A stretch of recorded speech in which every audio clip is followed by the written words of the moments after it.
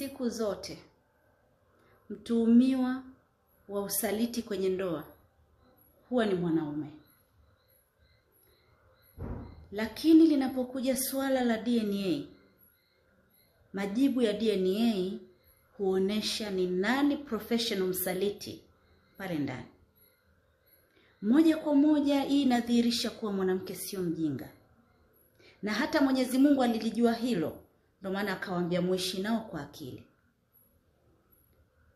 Ishi kwa akili na mkeo aweze kuwa mwema kwako. Na kama ukiona haelekei, usijikute bingwa kwamba umemmudu. Mwanamke anaweza kukupiga matukio sirini na usiyabaini. Ukija kubaini umechelewa. Una miaka 70, kijana wako wa kwanza ana miaka 42. Kijana wako wa pili ana miaka 38. Kijana wa tatu ana miaka 35.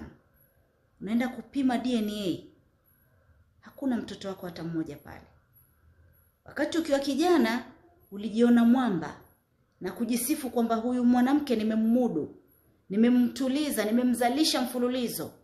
Kumbe mwenzio alikuwa anakupiga matukio ya kimya kimya, sawa sawa na matendo yako.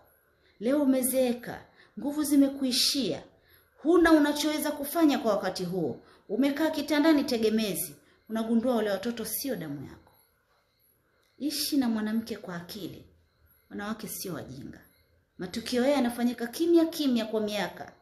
Mwanamke anaweza kukuvumilia miaka 10, miaka 20, ukadhani anakuvumilia, kumbe anakusanifu. Kumbe anakutega, akijua kabisa kwamba baada ya miaka 10 utakuwa sehemu fulani, nitavuna kutoka kwa huyu jamaa.